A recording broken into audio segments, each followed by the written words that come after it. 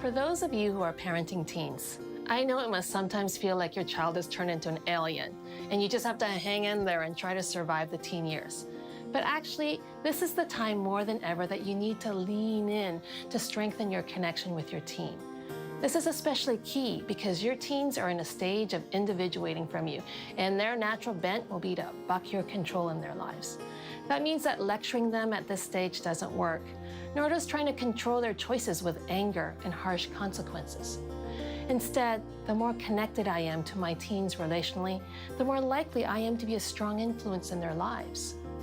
So in practical terms, what does this mean for you as a parent of a teen? Well, I've come up with 5 principles to help you, which I'm calling the HEART principle. H stands for hear and respond to your teens with empathy.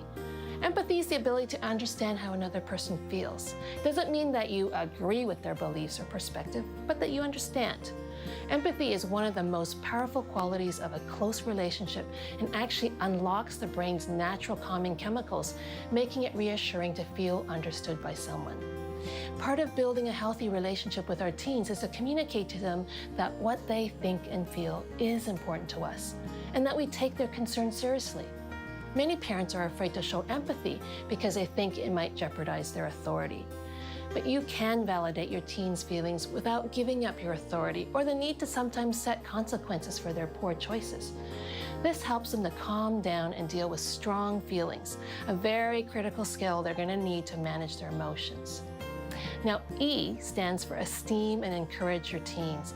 Be your teens' champions. Look for and encourage their strengths rather than the weaknesses. Regularly tell them what you admire about them, what makes them special and unique.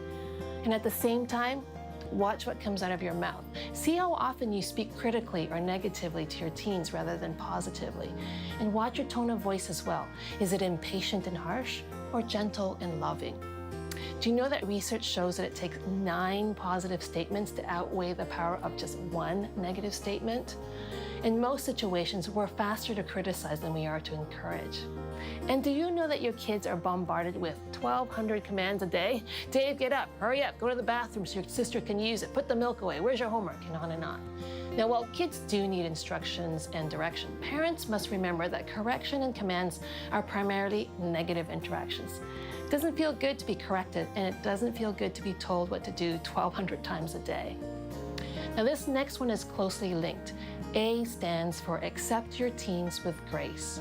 God has carefully created each one of your children with their own gifts and talents and temperaments and quirks and likes and dislikes, and not one of them are alike.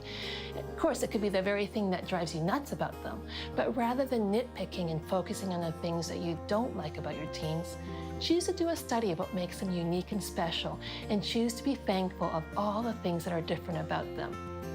Now, in this environment and grace and acceptance, we then add R, restore and forgive one another. Our teens will anger us so many times, especially when they lash out with anger, and they'll do things that cause us great pain.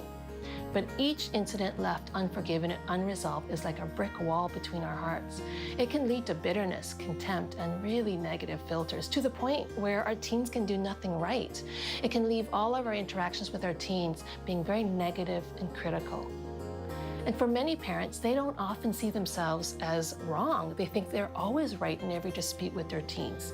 Too many kids come to my practice with their spirits closed because their parents never apologize or own their own wrongdoings. As a parent, model humility by going to your teen first. Own your part of the conflict, even if it's only 1%, and humbly ask for forgiveness. And don't say, I'm sorry, but, and try to minimize or justify it, but just say, I'm sorry. As you know, we're not perfect parents, but those of us who take ownership of our mistakes are teaching our kids to take responsibility for their own mistakes. And we're also admitting that in this environment of making mistakes, our kids are more likely to come to us when they're struggling with temptations or consequences of bad decisions or choices, because they know they'll be forgiven. And they also know that's a normal part of being human is messing up. And finally, T stands for treasure your teens. When you think of something you treasure, do you treat it with great reverence and respect, or do you simply toss it aside carelessly and take it for granted? It means not only treating them with tenderness, but also letting that play out in how you actually do life with your teens. You may say that they're important to you, but do they actually feel that from you? Do they see you putting aside important demands on your time to attend to them? Do they see your willingness to drop everything in a drop of a hat when they're in real need of you? Do they hear you bragging about them and talking about them with great delight? If you look at how much time and energy and attention you devote to your teens, are you giving them what's due as to something that's treasured? Teens need a lot of focused attention and a huge amount of verbal affirmation. If you choose to parent with your heart during that very brief time that you have with your kids before they spread their wings, you are going to have lifelong, wonderful friendships with your kids. And you'll continue to be an influence in their life because you will be someone that they trust to support them regardless of what happens in life.